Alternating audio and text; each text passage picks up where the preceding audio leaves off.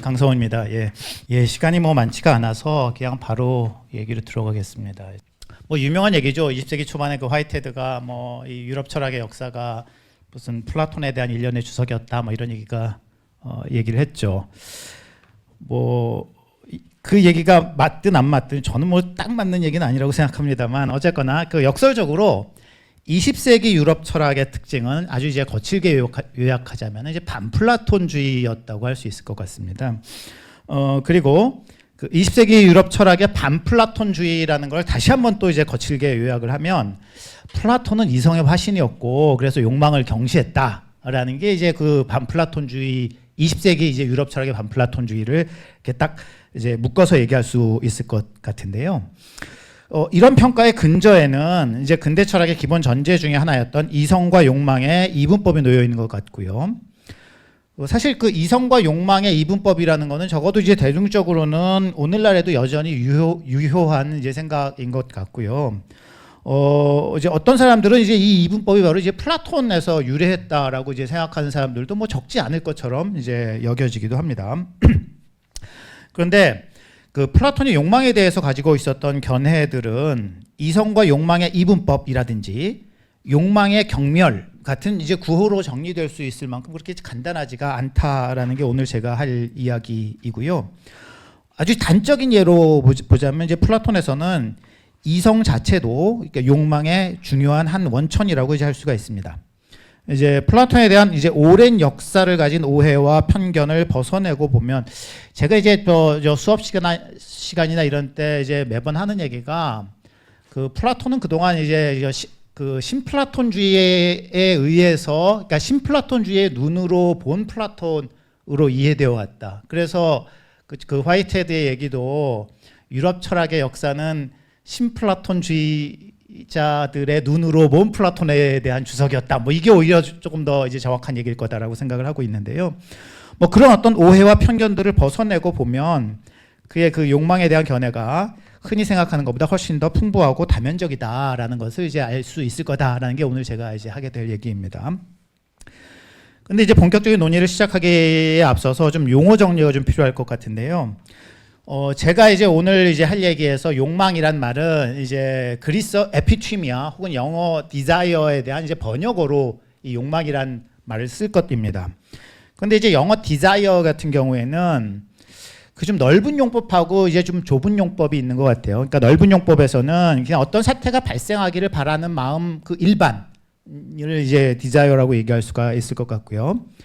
좀 좁은 용법에서는 그 어떤 사태가 곧바로 발생하기를 아주 강렬하게 이제 그 바라는 마음, 이런 것들을 이제 그러니까 욕망이라고 할 수 있을 것 같고, 이제 디자이어라고 할 수가 있을 것 같고, 이런 이제 좁은 용법의 디자이어에 대해서는 이제 보통 이제 그 사태 발생에 이제 그 수반되는 이제 쾌락이 좀 목적이 되는 경우가 이제 좀 뭐 많이 있는 것처럼 이제 보입니다. 그런데 이제 그리스 에피튀미아의 경우에 사정이 조금 더 이제 복잡하다고 저는 생각을 하는데요. 그 이제 아리스토텔레스나 이제 스토아 학파에서는 그 에피튀미아라는 말이 그 디자이어의 좁은 의미의 이제 그 디자이어, 우리말로 이제 욕망이란 말이 사실 이거에 이제 잘 어울리는 말이라고 생각이 되는데요. 이제 그게 이제 에피튀미아이고, 그 이제 조금 더 일반적인, 그러니까 이제 어떤 것 사태가 일어나기를 바라는 마음 일반에 대해서는 오렉시스라는 어떤 다른 단어를 사용을 합니다. 그러니까 오렉시스 아래에 하위 범주에 이제 에피튀미아가 있고, 또 중요하게 이제 블레시스라는 게 있는데요. 이제 그래서 좀 이제 넓은 의미에서의 디자이어하고 좁은 의미에서의 어떤 그 디자이어라는 것이 이제 스토아파나 아리스토텔레스에서는 이제 구별이 됩니다. 그러니까 좀 넓은 의미에서의 디자이어에 대해서는 오렉시스라는 단어, 좁은 의미의 디자이어, 이제 욕망이라고 번역하는데 이제 어울릴 만한 그 디자이어에 대해서는 에피튀미아라는 단어를 쓰는데요. 이제 플라톤이나 에피쿠로스 같은 경우에는 지금 이제 플라톤, 아리스토텔레스, 스토아, 에피쿠로스가 이제 말하자면 고대 그리스 철학을 이제 대표하는 이제 네 부류라고 한다면, 플라톤이나 이제 그 에피쿠로스의 경우에는 넓은 용법의 디자이어하고 좁은 용법의 디자이어를 구별하지 않습니다. 그러니까 오렉시스 뭐 이런 다른 용어를 쓰지 않고요. 다 묶어서 에피튀미아라는 말을 이제 사용을 합니다. 그래서 이제 아마도 그 이제 넓은 용법의 디자이어에 대해서는 그 욕구라는 말이 적합하고, 이제 좁은 의미의, 그러니까 좁은 용법의 디자이어에 대해서는 욕망이라는 말이 이제 적합할 것처럼 여겨지고, 그래서 이제 아리스토텔레스에 대해서 얘기할 때 오렉시스라는 걸 이제 욕구라고 번역을 하고, 에피튀미아라는 것을 욕망이라고 번역하면 이제 그거 괜찮을 것 같아요. 이제 플라톤의 경우에는 다 이제 그 같은 말로 쓰니까, 이제 플라톤이 그 이제 맥락을 살펴가지고 이제 에피튀미아라는 말을 썼을 때 이게 좀 약간 좀 넓은 의미로 쓰인 것 같으면 욕구라고 번역을 하고, 좀 좁은 의미로 쓰인 것 같으면 이제 욕망이라고 번역하는 게 좋겠다라고 생각해 볼 수가 있고, 뭐 실제로 그렇게 번역을 사용하시는 분들도 있습니다. 그렇지만 저는 이 그 플라톤이 그 모든 종류의 그 욕구들에 대해서 에피튀미아라는 한 단어를 사용하고 있다는 사실을 좀 이제 심각하게 받아들여야지 된다라고 생각을 하고 있고요. 그래서 그 넓은 용법, 좁은 용법 나눠 가지고 뭐 욕구, 욕망 이렇게 나눠서 번역하는 것은 저는 곤란하다라고 생각을 합니다. 그러니까 어느 것이든 하나를 택해서 그냥 그 하나를 써야지 된다라고 생각을 하고 있는데요. 아리스토텔레스나 이제 스토아파에서 오렉시스라는 용어를 도입한 것. 그러니까 오렉시스라는 단어가 플라톤에서는 사실 뭐 거의 잘 쓰이지가 않거든요. 그냥 에피튀미아만 쓰이니까. 그런데 이제 아리스토텔레스나 스토아파에서 오렉시스라는 용어를 도입한 이유는 그들이 이성적인 욕구하고 비이성적인 욕구를 근본적으로 다른 거라고 생각을 해서, 그 이성적인 욕구 혹은 좋음을 목적으로 하는 욕구에 대해서는 블레시스라는 말을 썼고, 이제 보통 이제 소망이라고 번역이 이제 되는 것이고요. 이게 이제 그 고대 후기를 거쳐서 중세 후기쯤에 가게 되면 이제 의지라는 게 등장하게 되는 게 이제 아마 이 블레시스라는 걸로부터 왔다고 생각해 볼 수 있을 것 같아요. 그리고 이제 쾌락을 목적으로 하는 비이성적인 욕구에 대해서 이제 에피튀미아라는 걸 써서 블레시스하고 에피튀미아를 구별을 하니까 이것 둘을 포괄하는 상위 개념으로서 오렉시스라는 것을 도입한 게 이제 아리스토텔레스 시대 스토아인데요. 그렇다면 뒤집어서 얘기를 하자면 플라톤이나 에피쿠로스는 이성적인 욕구하고 비이성적인 욕구를 서로 다른 종으로 구별하지 않았기 때문에 이것들을 뭉뚱그려서 에피튀미아라고 이제 부를 수 있었다고 할 수 있을 것 같습니다. 그 주석에 있는 얘기 잠깐만 보면요, 이 그 블레시스하고 에피튀미아의 구별은 사실 이제 그 플라톤 이전에 이제 프로디코스라는 소피스트가 이제 구별을 했던 것이고, 이 구별을 플라톤이 알고 있었습니다. 알고 있었고, 플라톤의 죽고 나서 이제 편찬된 이제 그러니까 용어집 같은 게 있거든요. Definitions라고 하는 용어집에 보면 블레시스하고 에피튀미아가 구별되어 있습니다. 그러니까 말하자면 플라톤이 이 구별을 알고 있었고, 플라톤의 제자들인 그 용어집은 이제 아카데미에서 만들어진 거라고 이제 간주가 되니까, 아카데미의 구성원들이나 이제 그 아리스토텔레스가 전부 다 블레시스 에피튀미아를 구별했는데 플라톤 자신은 그걸 구별하지 않았다라는 것이 오히려 좀 의미심장하다라고 이제 저는 생각을 하고 있고요. 예, 다른 말로 하자면은 플라톤이나 에피쿠로스는 아리스토텔레스나 스토아파보다 에피튀미아라는 것을 보다 다면적인 걸로 이해했기 때문에 그냥 에피튀미아라는 말로 그 다 뭉뚱그려서 이 여러 가지들 다 얘기할 수 있었다라고 이제 저는 생각을 이제 합니다. 그래서 그러니까 에피튀미아를 이제 플라톤에서 어떻게 번역할 거냐? 맥락에 대한 번역자의 해석을 넣어가지고 욕구하고 욕망으로 나눠서 번역하지만 않으면 저는 상관이 없다고 생각을 이제 하고요. 욕구라는 번역을 쓰는 게 어쩌면 이제 더 무난할 수도 있죠. 욕망이라는 게 우리가 좀 좁은 의미의 어떤 디자이어를 얘기를 해서. 그렇지만 저는 이제 오늘은 이제 욕망이라는 번역어를 사용할 텐데요. 그게 이제 에피튀미아의 다면성을 좀 더 이제 강조해 줄 수 있는 것이라고 생각을 해서 욕망이라는 것을 쓰겠습니다. 플라톤에서는 그 욕망이라는 게 좋음에 대한 생각하고 아주 긴밀한 관계가 있습니다. 그러니까 무엇을 욕망한다라는 건 그것을 좋아한다는 얘기일 테고요. 그것을 좋아한다는 얘기는 그것이 좋다고 생각한다라는 겁니다. 이제 뭐 그리스어나 영어에서는 사실 좋아한다라는 거하고 좋다고 생각한다라는 것하고 언어적으로는 이제 뭐 연관관계가 없죠. 그러니까 I think it's good 하는 거랑 I like it 뭐 말은 완전히 다른 거잖아요. 근데 우리말은 아주 흥미롭게도 이 플라톤 철학이 우리말에 이제 반영이 이제 되어 있다고 볼 수가 있습니다. 이제 좋아한다라는 거하고 좋다고 생각한다는 말이 우리말에서 굉장히 이제 밀접하게 연관되어 있죠. 큰 틀에서 보면 이제 무엇을 어떤 것에 대한 욕망을 갖는다라는 것하고 이제 그것을 좋아한다라는 것이 굉장히 밀접하게 관련되어 있다라는 걸 뭐 부정하기는 어려울 것 같아요. 내가 뭐 어떤 것을 욕망한다고 뭐 좋아하는 거겠죠. 그런데 그리고 뭐 좋아하고 좋다고 생각하는 거겠죠. 그렇지만 좀 자세히 들여다보면은 이러저런 문제가 생길 수가 있을 텐데요. 어떤 것을 좋다고 생각하지는 않는데 그걸 욕망하는 경우 있을 수 있는 것 같고, 또 거꾸로 어떤 걸 좋다고 생각을 하는데 그것에 대한 욕망은 안 갖는 경우도 좀 있을 수 있을 것 같고, 또 이제 오히려 나쁘다고 생각하는 거에 대해서 더 강한 욕망을 느끼게 되는 경우들도 있는 것 같고, 그렇단 말이죠.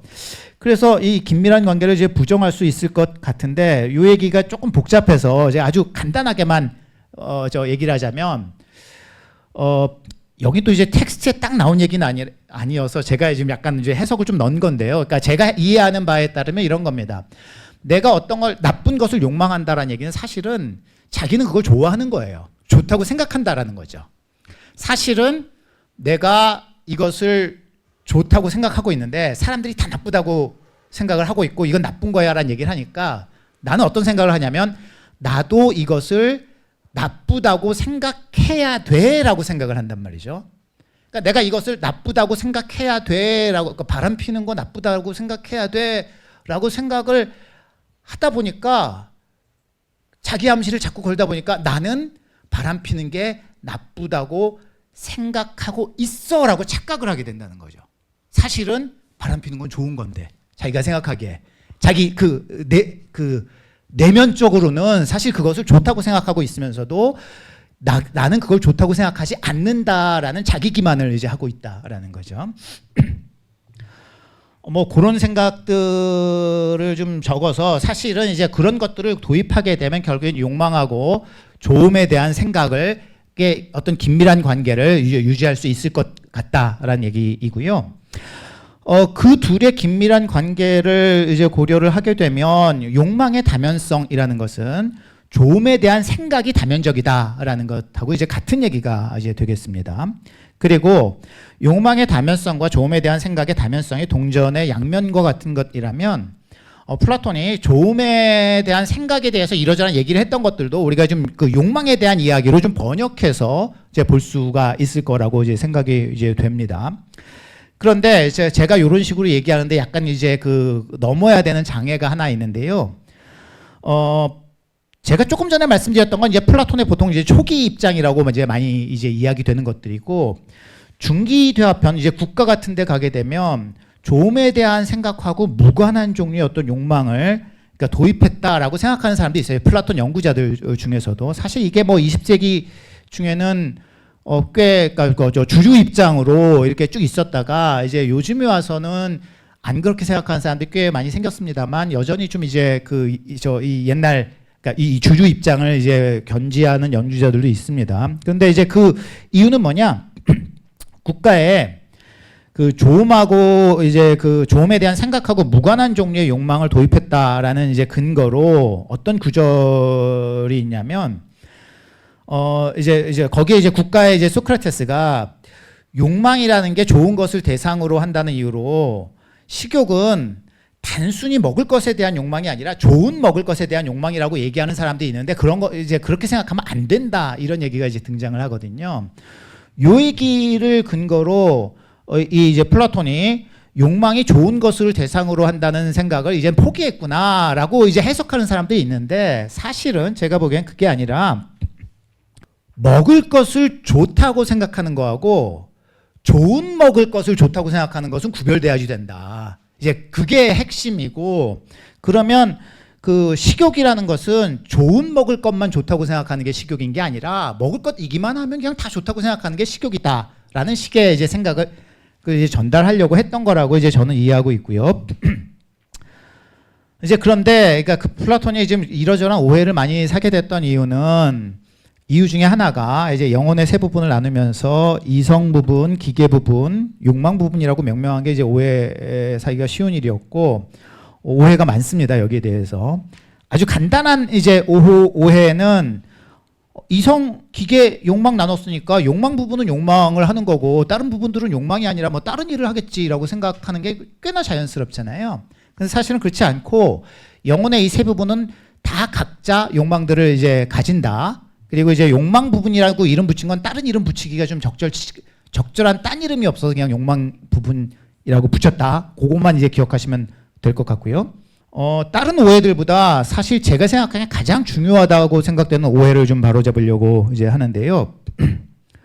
만약에 우리가 이제 합리적인 욕망과 비합리적인 욕망을 구별을 하고 내가 이제 지금 상황에서 가질 만한 욕망을 합리적인 욕망이라고 얘기하고 가지면 좀 안 될 것 같은 욕망을 이제 비합리적인 욕망이라고 한다면 이성 부분도 비합리적인 욕망을 가질 수가 있고요. 그러니까 기본적으로 영혼의 세 부분은 다 욕망들을 가지고 있는 부분들이고 영혼의 세 부분 나눈 것 자체가 욕망을 갖는 부분들을 나눈 것이라고 이제 보시면 되는데요. 그러니까 이성 부분도 당연히 비합리적, 비이성적 그런 이제 욕망을 가질 수가 있어요. 이제 그리고 이제 거꾸로 기계 부분과 욕망 부분도 합리적인 욕망을 가질 수가 있습니다.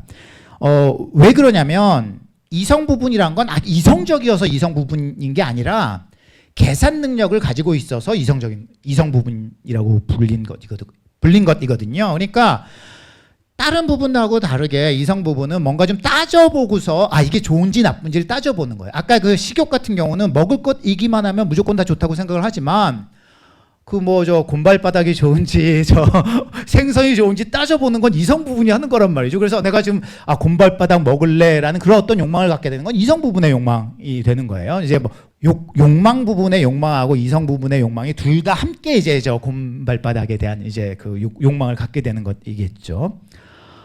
그렇습니다. 이제 그 오해를 좀 바로 잡고요. 그러니까 그 플라톤의 영혼 3분설이라는 건 사실은 우리들이 갖는 욕망에 서로 환원되지 않는 새 원천이 있다라는 이제 주장이고요.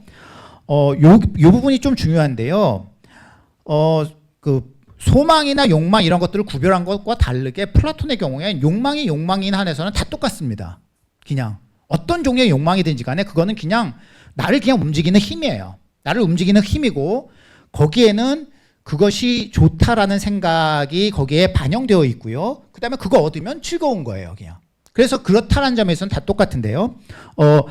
다만 영혼의 부분들의 차이가 욕망이 형성되는 메커니즘의 차이를 발생시키고 욕망이 형성되는 기본적인 메커니즘이 다르다 보니까 그 욕망들의 기본적인 대상, 아주 전형적인 대상들이 좀 이제 달라지게 되는 겁니다. 그리고 사회화를 겪으면서 이러저러한 새로운 욕망을 산출하기도 하고요. 그 영혼의 세 부분하고 관련해서 알고자 하는 욕망, 존중받고자 하는 욕망, 이득을 얻고자 하는 욕망이 누구나 다 가지고 있고 누구에게나 다 필요한 것입니다. 지금 사실 이제 그 영혼 세 부분 말고도 그러니까 플라톤이 욕망을 필수적인 욕망하고 필수적이지 않은 욕망 그리고 이제 불법적인 욕망으로 나누는 이제 구별이 또 등장을 하는데요. 요 구별은 나중에 에피크로스가 욕망들을 구별하는 것이 나오는데 거의 비슷합니다. 이제 그래서 에피크로스의 욕망 구별이 플라톤의 욕망 구별법에서 거의 직접적으로 영향을 받았다고 볼 수가 있고요. 그런데 차이는 그러니까 필수적이고 뭐 이런 거는 뭐 이러저러한데 필요한 것이고 이제 차이가 생기는 거는 이제 에피크로스가 공허한 욕망이라 그런 것하고 플라톤이 불법적인 욕망이라고 그런 것 잠깐만 구별하면 좋을 것 같은데요. 에피쿠로스에서는 불법적인 욕망은 따로 없습니다. 그냥 욕망은 다 자연스러운 건데 내가 헛된 생각이 거기에 이제 그 부여가 되면 헛된 욕망들을 낳게 된다라는 게 에피쿠로스인데 플라톤의 경우에는 불법적인 욕망이 있어요. 이거는 우리가 잠들었을 때 깨어나는 욕망이어가지고 어머니하고 그러니까 꿈속에서 이렇게 일어나는 욕망들인데 예로 들고 있는 게 어머니와 성관계, 짐승과의 성관계, 아무나 죽이는 거, 아무나 먹는 거, 뭐 이런 것들 그런 욕망들을 뭐라 그러냐면 누구나 다 가지고 있다고 합니다. 그러니까 우리 주위에 가장 절제에 있어 보이는 사람을 포함해서 누구나 이런 욕망들을 다 가지고 있다고 해요. 근데 이제 대부분의 사람들에게 있어서는 이 욕망들은 꿈속에서만 발현되는데 어떤 사람들에게 있어서는 이게 이제 욕망들이 현실 속에서도 영향력을 발휘를 하게 되고요. 예, 빨리 끝내겠습니다. 이 꿈속의 이 불법적인 욕망들을 현실화하는데 주범이 되는 게 에로스라고 이제 얘기를 하고요.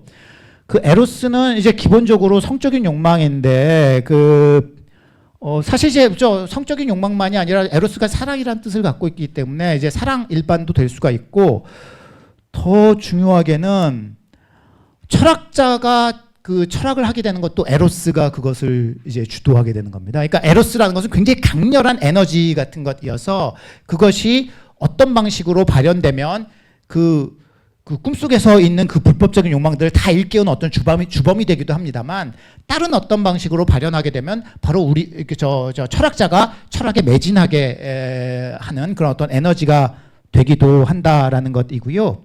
예, 정리하겠습니다. 이성과 욕망의 이분법, 욕망의 경멸 같은 거는 이제 플라톤 생각을 잘 대변하는 게 아니고요. 플라톤은 욕망의 경멸자라고 분명히 얘기할 수 있는데요. 그거와 동시에 욕망의 숭배자라고 얘기할 수도 있고요. 그리고 이성과 욕망은 이분법적으로 구별되는 게 아니라 오히려 동전의 양면과 같은 성격을 가지고 있고요. 그 조음에 대한 생각이 결국에는 그 욕망의 다면성의 근거가 되는 건데, 그 조음에 대한 나의 생각은 사실 나도 모르는 것일 수도 있고요. 그래서 내가 좋다고 생각한다고 생각하는 게 사실은 나는 나쁘다고 생각할 수도 있고, 또 조음에 대한 생각의 주체가 내 안에 여럿이 있어서 어떤 건 헤아림의 능력, 이러저러한 것들이 다 있습니다. 내가 누군지는 내가 어떤 욕망들을 갖고 있는지에 의해서 결정이 되고, 그래서 그 좋은 삶을 살지 않을지도 그것이 결정하게 된다라는 게 이제 플라톤 생각이라고 볼 수 있겠습니다. 예.